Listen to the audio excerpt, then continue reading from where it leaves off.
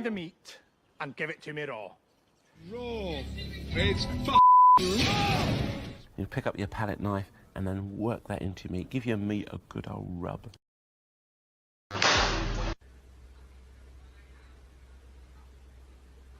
Yeah, boy. Breaker 19, this is the Rubber Duck. Who's leading this here convoy? Over. I read you, Rubber Duck. This is the Carnivore Trucker heading this bacon convoy. We're on the road to health through the carnivore diet. Why don't you follow us? Over. 10-4, Carnivore Trucker. Let's bring home the bacon. Over.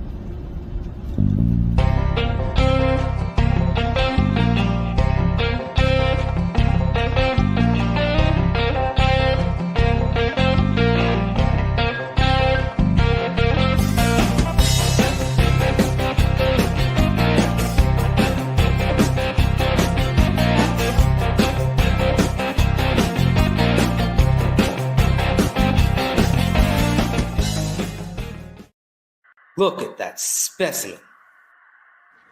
Oh, look. He's onto something.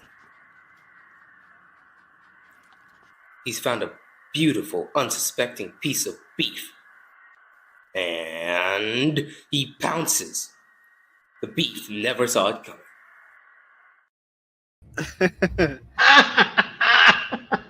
My God, that was great. Welcome to the Bacon Convoy. I'm the Carnivore Trucker, and welcome Bold Carnivore Matthew to my show. Woo! So wow, yeah, I have got to comment, man. That intro just blew me away. I do custom intros for everybody, man. So and you picked that one? That was good. why not? I like that one. Your eyes at the end.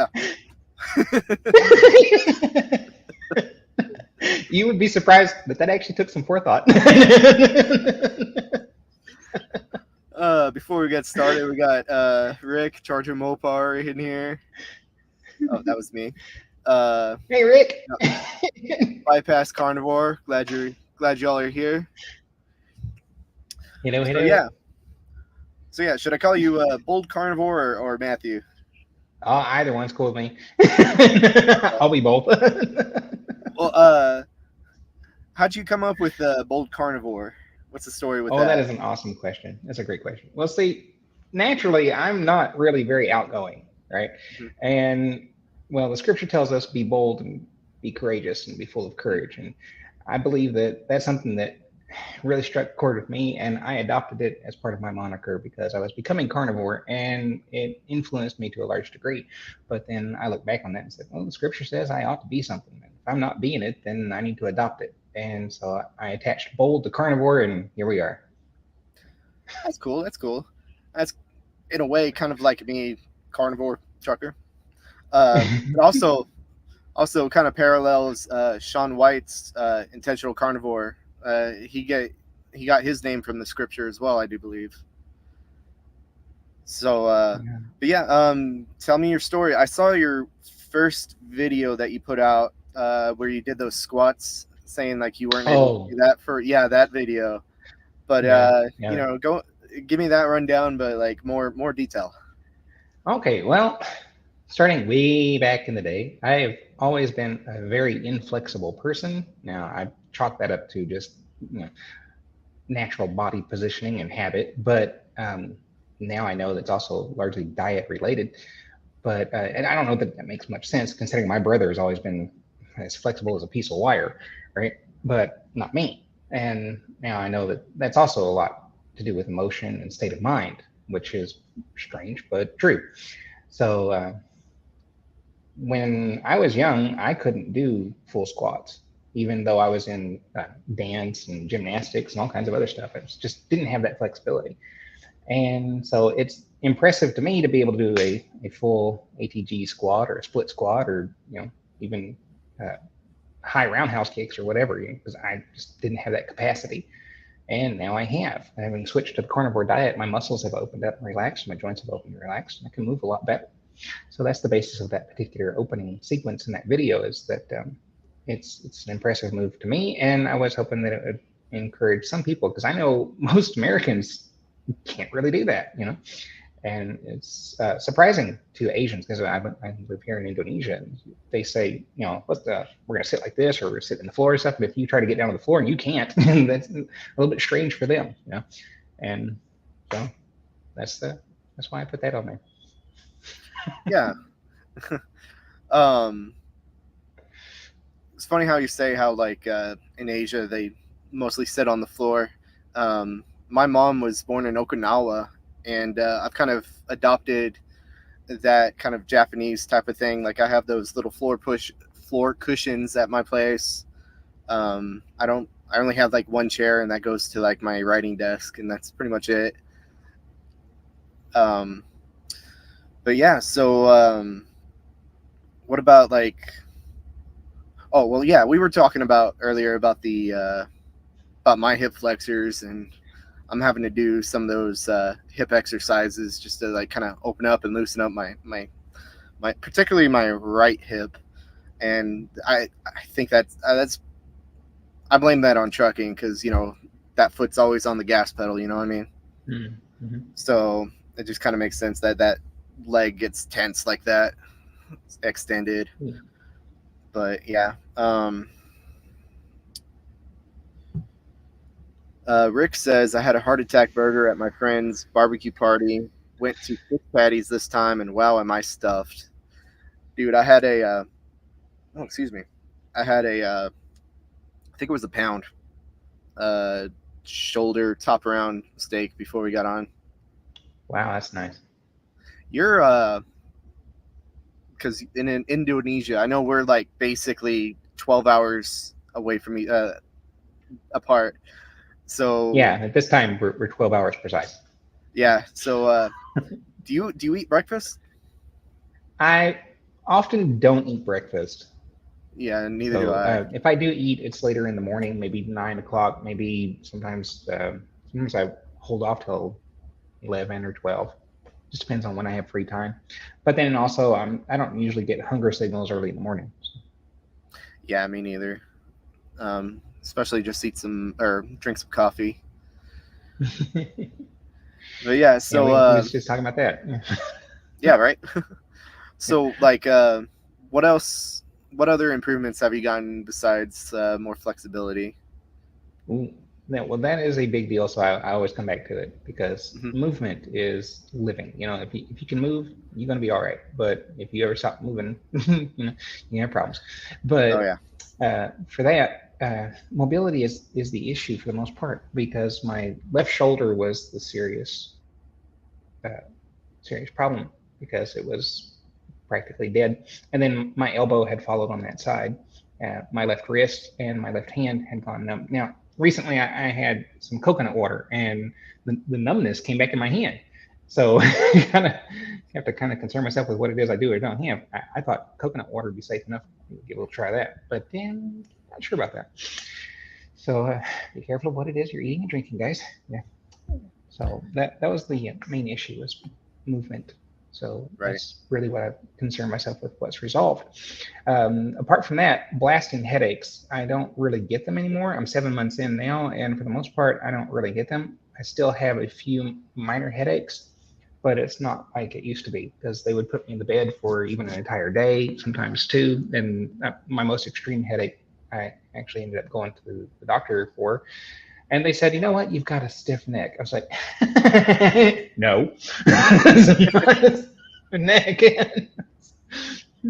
But yeah, they actually scanned my brain with a MRI, and they were like, hey, there's no problem. All these veins in here look great. You don't have an aneurysm or anything. So, well, doc, this is serious pain. Like, yeah. Got a stiff neck.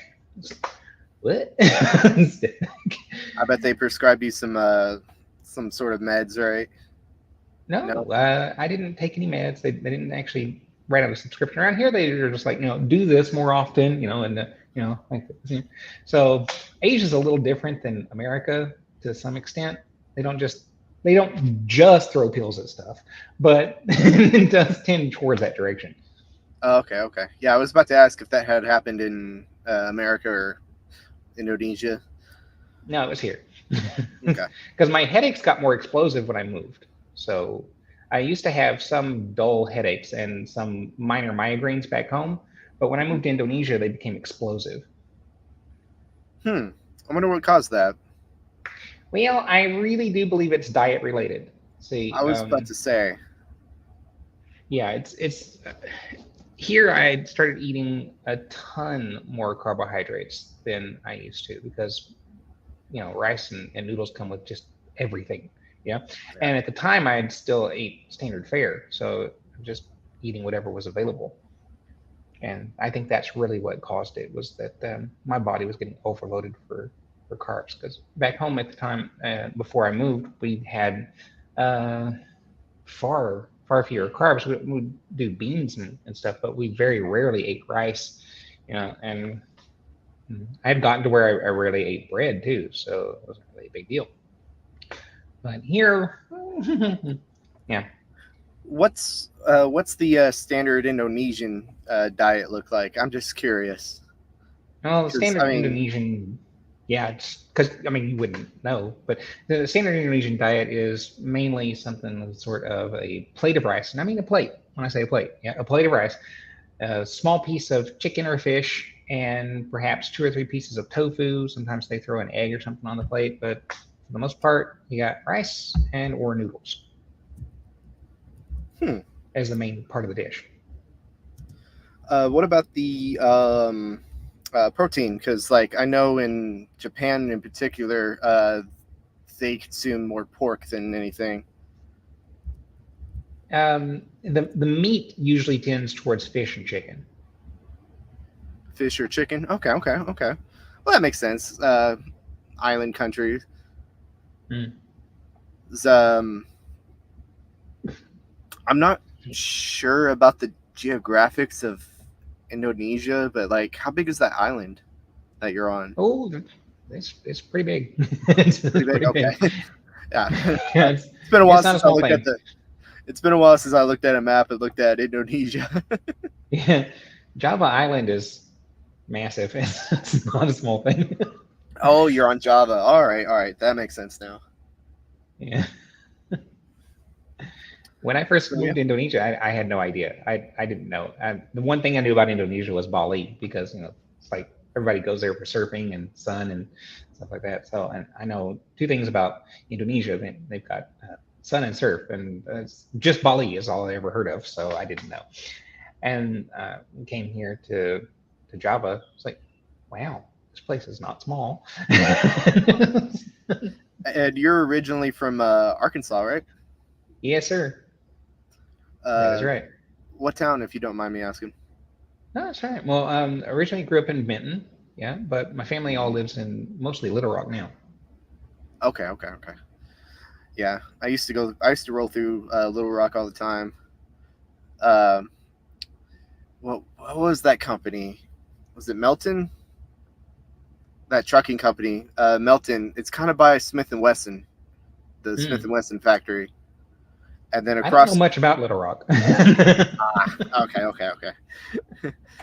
But yeah, I used to stop at a truck stop up there all the time, and back before I was Carnivore, this one truck stop in Little Rock had like the best baked potato. Nice. Yeah, but Isn't that funny? You go back in your mind and you think of these things that you used to love, and you're like, that was just, oh man, that just hit the, and now you look at it and go, man, how could I spend all those years doing that to me? Right. And I had a recent relapse, and it's like fried chicken was not as satiating as I remember it. Like I was still craving the steak, Wow. So how about for you though? Why did you get involved in Carnivore? I haven't actually seen a lot of your story yet. Yeah. Well, I guess I'll give you the whole rundown. Go for it. Shoot. Yeah. I would say back in like 2019, I got diagnosed with non-alcoholic fatty liver disease. Ooch. Yeah, they did. The doctor did like the little sonar, sonar thing on my liver, and it's like real quick, Heart attack. Heart attack. Well, if we're ever both in Florida, Rick, we'll hit you up. Yeah, and some gator, man. You gotta get me some of that gator. You can get gator in Texas. They do big lizards down here. I don't know. I might try it. But anyway, yeah, I was diagnosed with non-alcoholic fatty liver, and the doctor that I went to, she said, you know, you can heal it through diet, and she was supposed to give me, you know, a pamphlet or whatever, some information for the diet for what I can eat to alleviate it. She never did. So I decided to do my own my own research and stumbled upon Thomas DeLauer and Dr. Barry, but I don't think he was doing carnivore back then. I think he was still on the keto mostly. Mm-hmm. So I got on keto and 1 meal a day too, which looking back at what I know now about nutrition, it's what I was eating back then was bad. I would eat like a big salad with like, I would put like bacon and like a couple of eggs in there, and then I would have a crock pot with like chuck roast or whatever with Brussels sprouts and cauliflower. So I would literally have like stupid salad as a 1 meal. And Very keto. Yeah, very keto, like I said. And I did that for a couple of months, and I lost about, I don't know, 15, 20 pounds. But yeah, it was all right. And then and then I got a call from my mom, and she told me that she had a cancer. Mm-hmm. So I quit my job, went home, of course, went off the rails of keto. Took care of her for 3 months before she passed. Yeah. And dude, after she passed, I went off the deep end. I was smoking, drinking, binge eating, and I did that for about 2 months, and then I was like, you know, I gotta do something else. Mm-hmm. So that's when I got hired on with the company I'm at right now. I'm at with still, mm-hmm. and yeah, I always say nothing heals like the open road.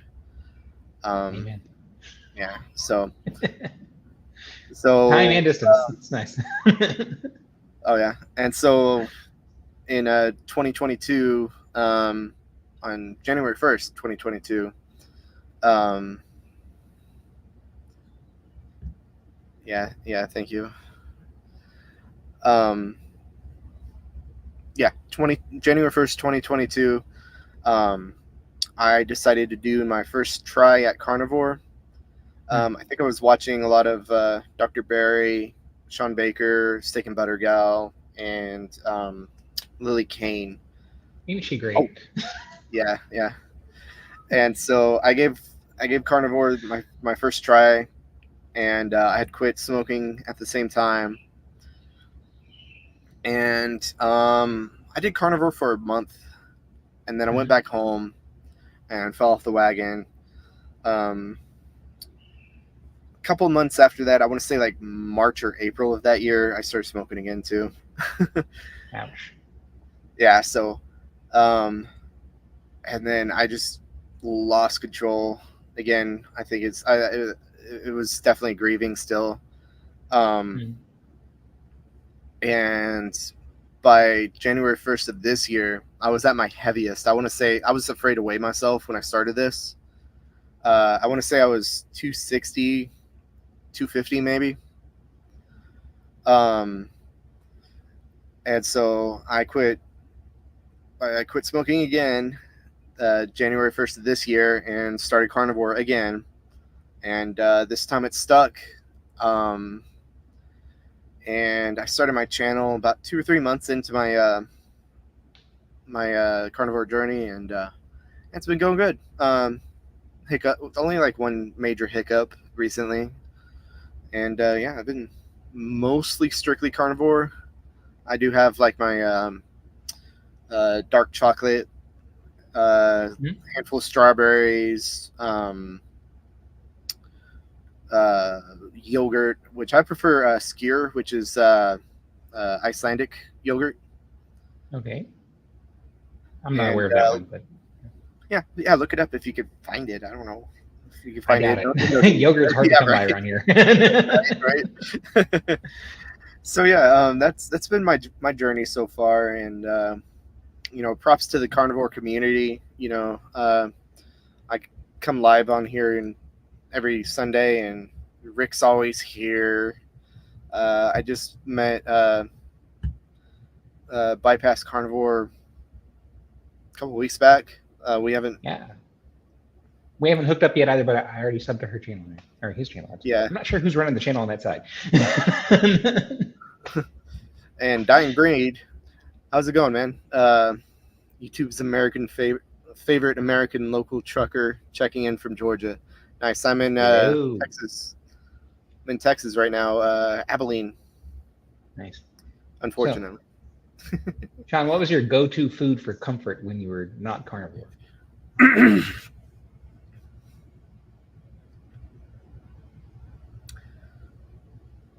Either milk and cookies or ice cream, or both. Probably both at the same time. I've done that before. Oh, excuse me. How about you? Breads Breads of different kinds. Yeah, I didn't. Because it's simple. I don't have to really think about it. I can just grab a piece of bread or make a sandwich out of it. Yeah. Bypass Carnivore, Shawn, have you been able to kick the cigarettes again yet? Yeah, I haven't smoked. Okay. I haven't smoked a cigarette all year. I like how you qualified that.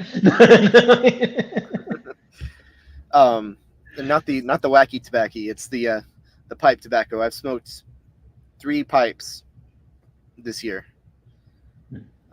Actually have, because I bought a new pipe tobacco or tobacco pipe from one of the Native American stores, and I have. You had to try it out. Yeah, and I have some tobacco like right here within arm's reach, but it's not I'm saving that for November for when I'm on my vacation. So that's one thing that I kind of talk about every now and then is the power that carnivore gives you over your addictions. Like, I'm still addicted to nicotine. I'm still addicted to alcohol, still addicted to carbs and sugar. But this diet gives you so much more control.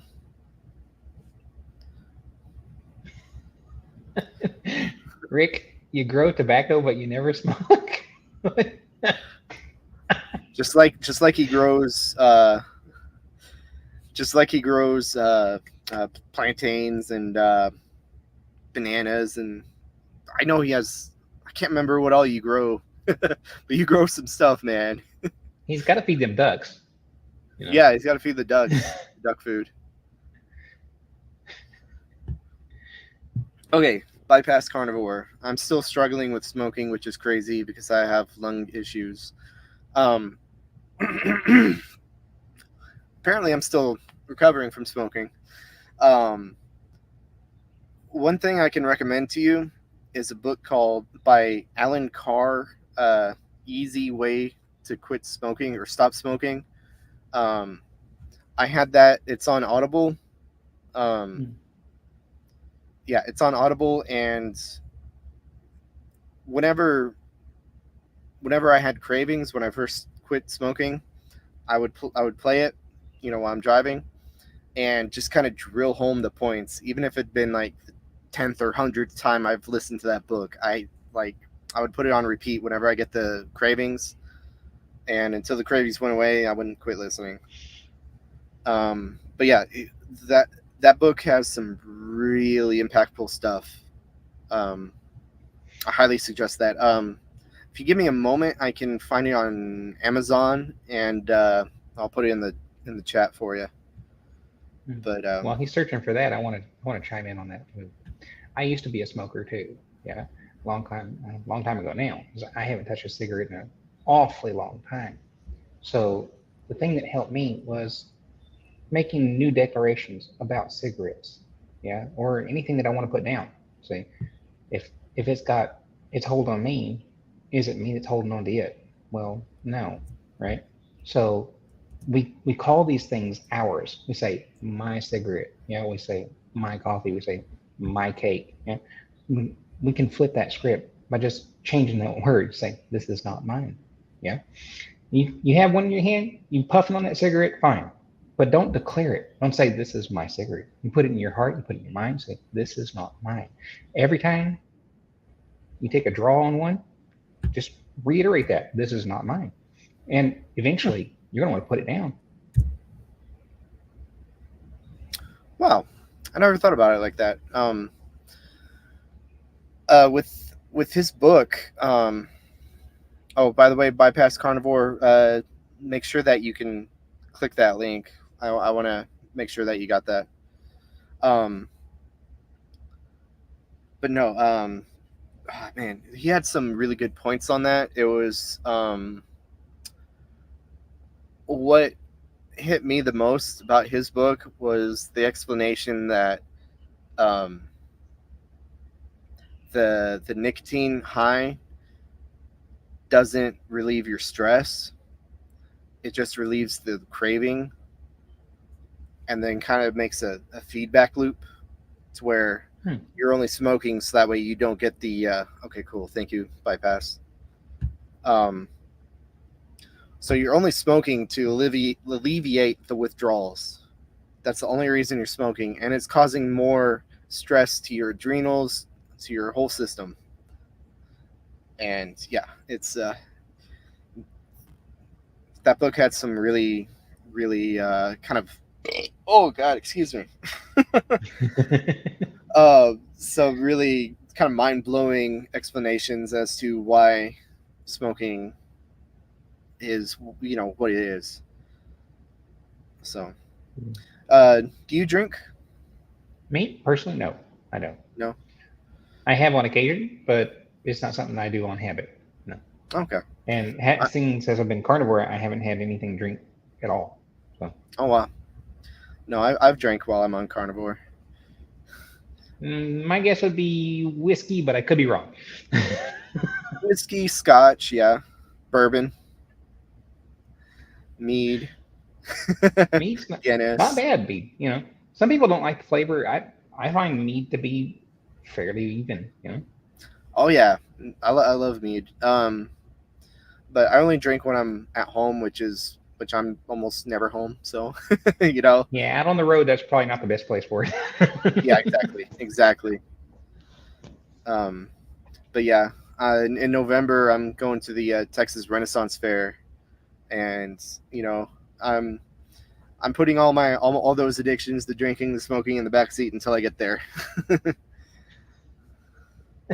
Is that going to be your last round? Or are you going to just keep saving up for next year? I don't know. I mean, when do you plan to stop that train? I haven't really thought about it, to be honest. Hey, can we put that back up there? I boop your nose, Abby. I didn't see it. There's Bold Carnivore short walking. The walking fed was so funny. I have been meaning to take the time to make some bone broth for the health benefits. It's interesting. I had to look into this because you always hear linoleic acid is bad for you. That omega-6 will get you. Weird, because some of the stuff that's beneficial in it is actually the linoleic acid, but it's the way that it's conjugated. Yeah, conjugated linoleic acid is different than free linoleic acid, and you have to look into that to understand it because it's weird. Huh. How did you make the bone broth? Because I don't think I saw that short. No, the short is just a plug for making bone broth and eating bone marrow. It's not actually like the process. Oh, so okay. What we did is we just took some great big cow bones, and you get one that's busted open, and you boil it down, and that makes some really decent bone broth. Oh yeah, I've made bone broth from the neck bones of the cow, and also I've been wanting to try making bone broth from oxtail. I think that would be a really tasty thing. Nice and fatty. Yeah, right. Rick, ethanol is a fuel, not food for me. Well, you can drink it or you can burn it. Eh? Let's see. Yeah, Rick has one of those vehicles that runs off of seed oils. Oh, hey, now that's useful. Yeah, right. So, what brought you to Indonesia? Okay, excellent question. So I went to Indonesia because I met a lovely lady and we got together and built a friendship. And then her church was building a school and they needed an English teacher. And so they said, dude, do you teach English? And I said, I certainly can. So that became my adventure in staying in Indonesia. And I married that lovely lady, and that was about 16 years ago. Oh, okay. Did you have to learn Indonesian first? No, I teach didn't have to English learn there? Indonesian first. In fact, my school that I had begun working with there, they said, please don't, learn Indonesian too early on, or, even at all, because we don't want students to look at you and go, what is this in Indonesian? And you have to explain it in Indonesian because it forces them to use English. It's like, that's reasonable.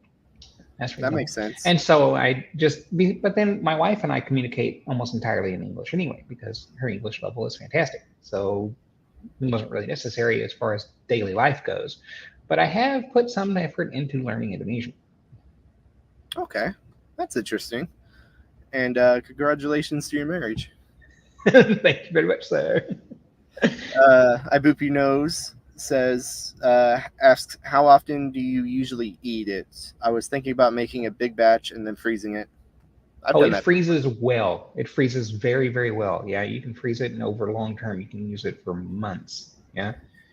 So I wouldn't worry anything about that at all. Just make you up a big batch of that stuff, and you can freeze it, and you can use it a little at a time. Over time, it's fantastic. So I use it in batches because we use it to make meatball soup for what we sell and stuff, and it's great. So yeah, I use it quite frequently. Okay, that's cool. I know when I've made it, because I'll put it in like one of those Tupperware things, and I'll break off like half of it and then put it in the water for like another stew or whatever, and just kind of stretch it out that way. That works. That works. So we just put it in food-safe plastic bags and deep freeze it. That'll work too. Yep. How easy is it to eat carnivore in Indonesia? It's not hard. You just have to be insistent that you want things the way that you want them. And for the most part, people are very accommodating in Indonesia because they are incredibly polite society. So, I mean, it makes them a little bit weirded out on occasion and be like, do you know he only eats meat? It's just meat. He never eats anything else. It's just meat. I'm like, because sometimes people come to my wife and go, you do know he eats only meat, right? I'm just like, are you informing her on something? Seriously? Like, she doesn't know I eat just meat. Somebody get this guy a cupcake.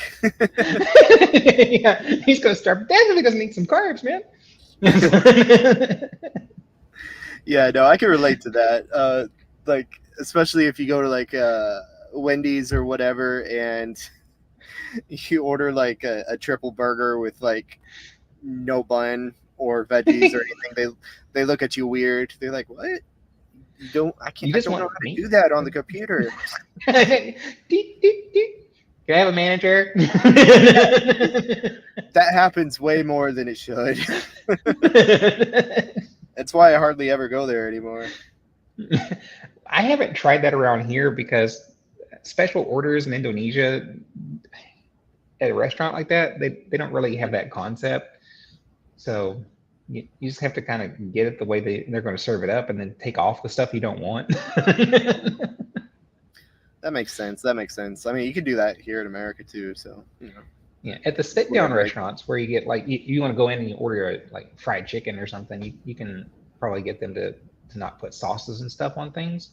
if they usually do that. So I like ordering goat saute. That's where they take goat meat and some fat and some organ and they skewer it and then it's roasted over a coal fire. It's fantastic. But if you want that, you have to tell them, please don't saturate that in sauce. Yeah. Yeah. I know there's like a lot of cultures, kind of Eastern cultures that do the skewers. Yeah, they do it with all kinds of stuff around here. They've got beef, chicken, they've got goat, they've got rabbit, some other stuff that I probably wouldn't even want to look at. Well, do you have any They fear put of intestines on those things. They put intestines on those sticks. And I'm like, more power to you, dude. Enjoy. That was gonna be my next question. Like, do you care? Like, if you eat organs, like, as long as it's like animal based, like, if they handed you an eyeball, would you eat it? Oh yeah, I would do an eyeball. I've done eyeballs. So like fish, chicken, not a problem. Cow, I would do that. But intestines, I have to draw the line somewhere. And at intestines, I just the texture and the smell is just not possible for me. Do you know what menudo is? No, I'm not sure how you're saying that. Yeah, menudo. Yeah, it's a Mexican dish. It's from what I hear, it's really good for hangovers. That's how it's usually eaten. But it's I would say like chickpeas and some other little bit of veg and intestine.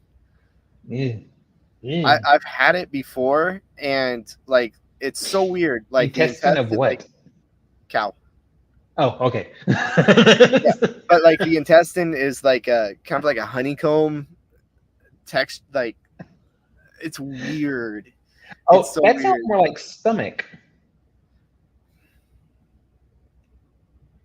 I think around here they do that.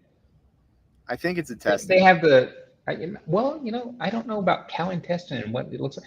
Around here they carve out the stomachs of the cows, and it looks kind of like it's like white jello-y kind of looking garbage, and it's got like a honeycomb texture on the inside.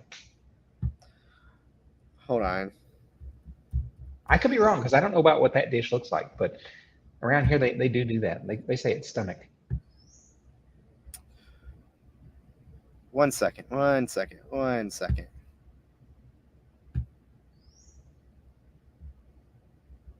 I Boop Your Nose says it is the stomach. Tripe. Yeah, see, tripe. That's what I'm thinking.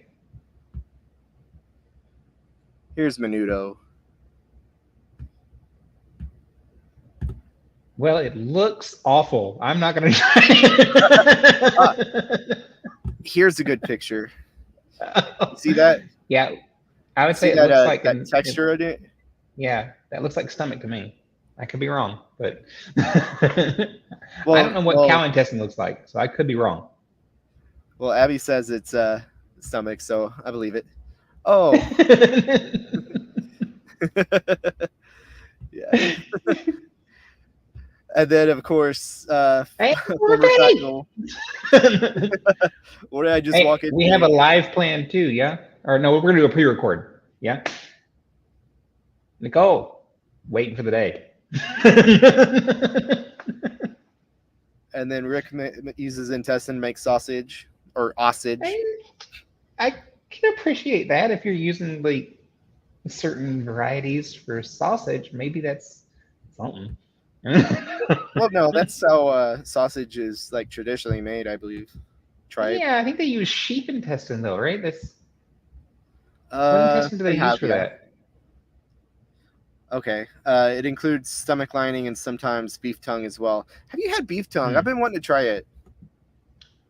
I don't think that I've tried tongue before, but if you've gotten a moment to try, say, heart or brain, that's really great stuff. Stuff like that is hard to come by in America. True. Well, at the grocery stores here in Texas, they sell yeah, Rick. Rick, It's hard to have an interview over here when you're doing something. I need to get Rick on. But anyway, you do. He is great. Yeah. Rick, working on your video, brother. Working on your video. We talk on the phone every now and then. But anyway, yeah, they sell tongue at the grocery stores in Texas. Occasionally I can find heart. Occasionally I can find kidney, but that's about it. And you know what's annoying to me, because I'm like almost genetically almost half Scottish. I really want to try haggis, but you can't get the sheep's lung. You can't get the sheep's heart. You can't get any of the stuff that goes into haggis in America, which is annoying. But you just they have do to make visit Ireland or Scotland or something then. Scotland. Yeah, I think they do haggis there too. It wouldn't surprise me, but they have it in England, I think, if I'm not mistaken, but they make it differently, perhaps. Yeah, it's probably prepared differently, but you know, it originated in Scotland. Yeah, but no. I'm Scott Irish myself, so I understand. I don't know Yeah, how I'm to like do haggis though. Yeah, I'm like, I would do haggis. Why not, man? Couldn't be worse than the other things I've eaten. Right? But yeah, I lost my train of thought. Oh, at the Renaissance Rick, Fair that you're not the only one that can derail an interview.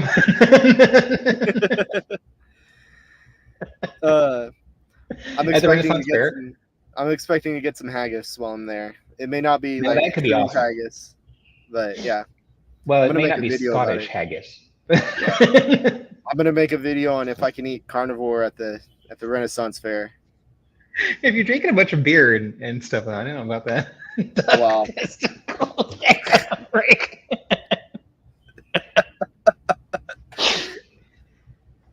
We were. Never mind. Bypass carnivore. Oh wait, you said it testes. Thought you said testes.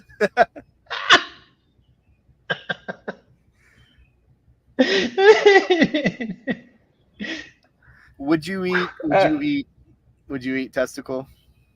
They don't really do that here, so I don't know that I would have that particular opportunity. Well, if I you had the couldn't say opportunity, no. I don't know what the benefit is. If it actually helps induce testosterone building, I might would think about it. I think it might have something. I think it might have some sort of effect. I don't know, but they're called Rocky Mountain oysters. Yeah, mountain oysters. No bypasses. Yeah, I don't know that I would try it. I might, but I don't know. It's one of those things that's hard to really get my head around, especially after all the ribbing that Liver King got for having testicles in his mouth. Oh yeah.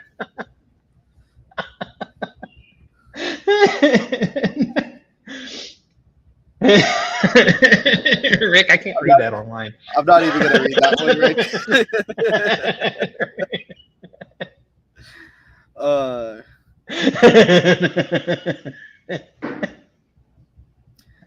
I'm not JT. Okay, I can't read that online. Okay, let's pick another topic. Change gears. Okay, changing gears. When did you get into trucking and why? Okay, that's a good question. About 6 years ago, because I've been driving for 5-6 years. So like about 6 years ago, I had moved back in with my mom in her camper, and I was unemployed, and I was just scrolling through Facebook. God, Rick, stop it! I'm trying to talk here. Man.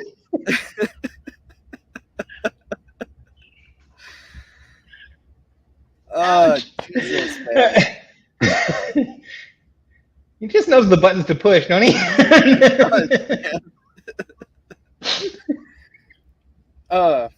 Okay, so I was unemployed, living at my mom's, and I was just scrolling through Facebook, and I came across an advertisement for Pam Transport, and I was like, got nothing to lose. I need a job. Clicked on it, applied, got hired on with them. Uh, they paid for my CDL. Man, talk about a brutal. I think it was 2, maybe 3 weeks of training, and excuse me. But yeah, so they got my license, and then I drove for them for a year and a half, I think. After a year of driving, I started training people to drive as well. Oh, nice. And you ever hear that old proverb, like once you start teaching people, you learn more yourself about the whatever you're teaching about. Yeah, that was definitely true. It's very true. The teacher teaches himself. Yeah. Yes. That one. I'm still a little. But anyway, so yeah, and I still keep in contact with some of the people I trained. So I made some good connections there, and I did that for about I trained for about 6, maybe 8 months before I quit the company. But yeah, and then I went for a company called GP Transco. I worked there for about a year, and that's when I was doing that was the company I quit to go home and take care of mom. So, but yeah, that, and then but yeah, what got me into it was just a random Facebook ad to apply for the job, and I just kind of fell in love with it. That's what I credit to, like, being so patriotic, is like I've been to 46 of the state, 45 45 of the 50 states, and I've seen all of America, most of all of America, and it's just, I love it. I love traveling. I love seeing the nation. It's great. Fell in love with the people, like all the different accents that people have, like Carnivore Kip, right? Yeah. Yeah, I mean, we talk sometimes on Facebook, but very brief for the most part. Yeah, like before he disclosed where he was from, I could tell he was from within 100 miles of Mobile, just from his accent. Like I got that down, just from my experience. I can tell you because I'm from the South, so if I hear a Southern accent, I'm gonna be like, Texas, Alabama. Yep. But can you tell I'm from Texas from the way I talk?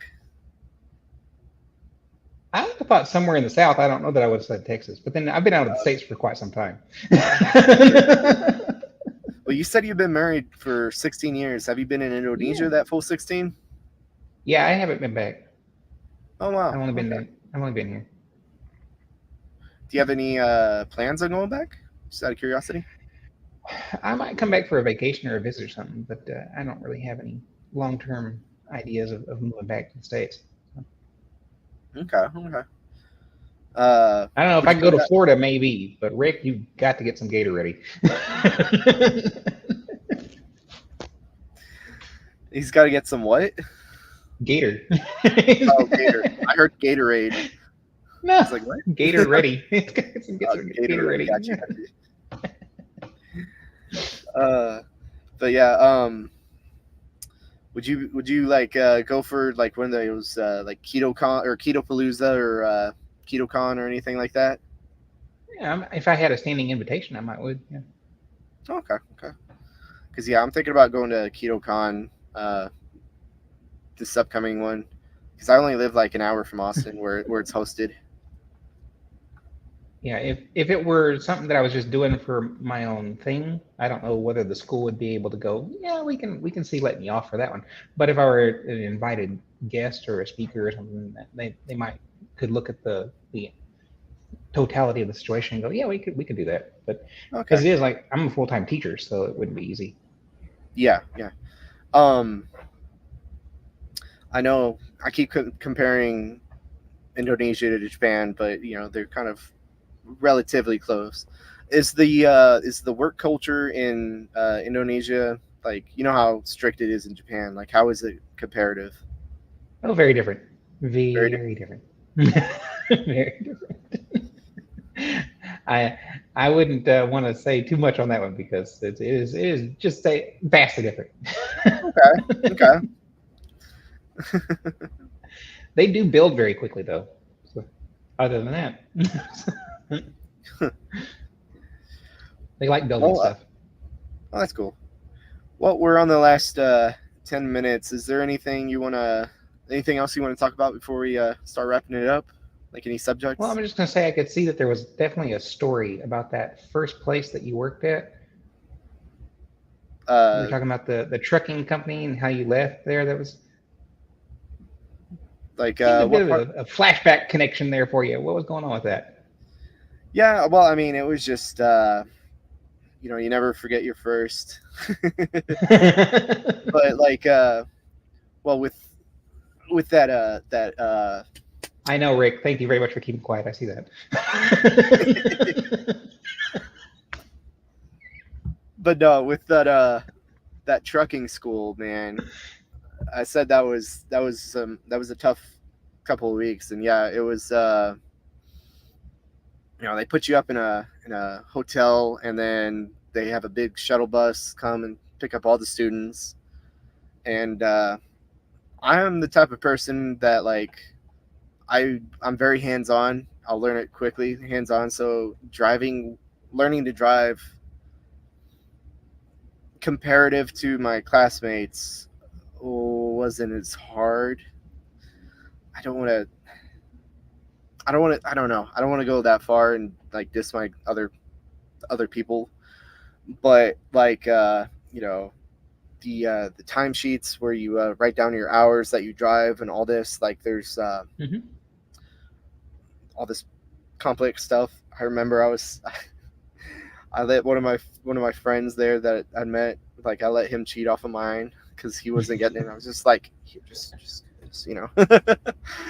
and let's see. I want to say there was like 14 people in my class when I first started, and there was only like 7 of us who graduated. So I mean, yeah, there was a lot of dropout, and yeah. It has to be brutal though, brother. I mean, it really has to be, because you don't want to be certifying someone who is not capable with an 18-wheeler. Yeah, exactly. But nowadays they got how do I say this? Semi-qualified people from outside of America driving trucks now, just because it's cheap labor. There's a lot of that going on. Yeah, there's a lot of that going on. Are you still a driver trainer, or do you do over-the-road training? Oh no. I haven't done training since I left that company. I thought about doing it with the company I'm with now, but it just wouldn't be worth it money-wise. I see. With that company, dude, I was making the best money I've ever made doing training, but excuse me, I'm gassy tonight. The risk to reward was starting to get to me, because this is going to sound bad. It's going to sound really bad, because it was. I asked the question. Yeah, no, it was, and up until like last year, I was still getting benefit checks from a civil suit against the company I was with because of stuff like this. What I'm about to tell you, but so when I was training, I would train for 2 weeks at a time per student, and I was encouraged to do this, right? So the first week, I would have my student driving, and I would be in the passenger seat, and I would just make sure that they're good, make sure that they're comfortable. And usually after a week, after I felt that they were comfortable driving, while they were driving during the day, I would go in the sleeper and go to sleep while they're driving after only driving a week. Wow. And then after that, after they were done driving during the day, I would get up and drive during the night. Splitting the shift. Yeah. But what's crazy is I got paid for their miles, because we get paid by the mile, right? So I got paid for the miles that they drove plus the miles that I drove. So I had that truck rolling 24/7, and I was making like $3.5 grand a week doing that. But like, that is not safe, having me sleeping in the back while someone's newbies driving, right? That is The not company safe. encouraged that? That's wow. Yes. And for a while I was getting paychecks from a civil lawsuit because of stuff like that company was doing. Oof. Yeah. So That's that. Whoa. Okay, well, I knew there was a story there. that's why. It's one of the reasons why I quit that job. One of the reasons why I quit that job. My goodness. So you asked if I had any final thoughts on our next 10 minutes. Anyways, I think 10 minutes would be a bit too long anyway. But I just wanted to say that that's exactly what I was touching on before with just declare something, that whether it's yours or no, yeah? And we bind ourselves. We bind ourselves to the things that we desire. We bind ourselves to the things we design. And we're going to hold them. We say we're going to hold them. We call them mine. This is my food. This is my meal. This is my space. This is my cigarette. This is my beer. Well, damn, don't do that. Just flip the script. Put it down. You say, this is not mine. Even when it's still in your hand, even if that addiction is still got its hooks in you, you say, this is not mine. What you're doing is repelling it a little at a time, a little at a time. You're building up the strength in your mind to cast it away finally, and it'll be gone. And it'll leave so smooth. You won't even notice when it's gone. You'll be like, where'd it go? I know I had something, but I don't know what it was. Yeah, It's just gone. I'm gonna remember that in November when I'm smoking and drinking. It works, brother. That's how the cigarettes left me. Yeah, I'm gonna remember that. I appreciate that. Bypass Carnivore has a question for Matthew. Have you ever experienced a tsunami? Well, no, I have not. I did not come during tsunami season, and I'm glad I have missed all of the tsunamis in tsunami season. No, but in reality and truth, no, I did not experience a tsunami. But there have been some warnings since I've been here, although there haven't been any hits since I've been here. Now, correlation does not exactly equal causation, but since I've been here, nobody's drowning in a tsunami. So You're good luck for Indonesia. There have been some serious earthquakes, though, and that tends to be when the tsunamis happen. Is when there's been a serious earthquake. I don't know how all that system works, but from the time I've been here, I haven't heard of any tsunamis taking anything out. So that's good. That's good. But well, all right.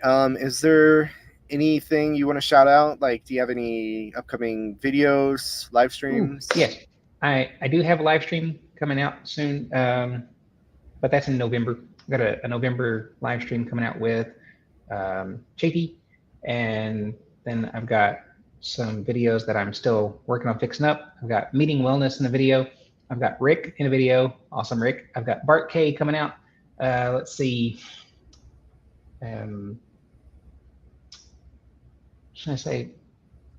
I've got a schedule in 2024 for Sally K. Norton. That's got some awesome stuff coming in the lineup. Ooh. Yeah, it's gonna be fun. Nice.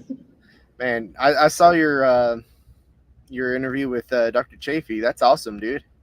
Oh yeah, man, God, he's great. He is fun to sit down and have a chat with, man. And So after our chat, he said, "You want to do this again?" I was like, "Absolutely, let's do this again." And I asked him too. So, you sure you want to do this again? He's like, "Yeah, I got some stuff coming up, but I've got travel and this, that, and the other thing. When do you want to do it?" I was like, "We kind of got some space." And he said, "I got some space in November."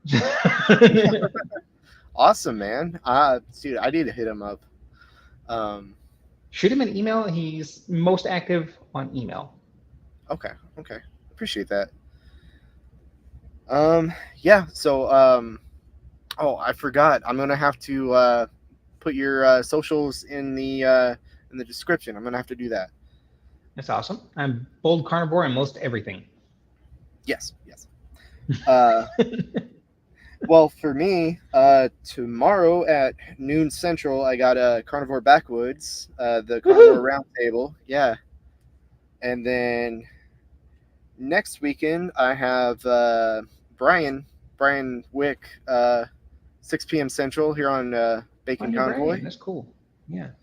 Yeah. So. Oh, I got Carnivore Soldier coming up too. That's cool. I forgot about that. Carnivore Soldier. Oh, you do? Yeah. Oh, okay. I think we've interacted in the chat a little bit, but I haven't had much interaction with him. No, I got to hear that whole story, man. Yeah. Well, Bypass Carnivore says, "Good stream, guys. Thanks." Well, Bypass, I sent you an email. I'm glad to see that you did reply on that too. Yeah, we're gonna get to work out some time too. All right. Well, and with that, let's go ahead and end it. So, Be bold, everybody. Yeah, y'all drive safe out there, and remember to eat bacon and keep trucking. Awesome.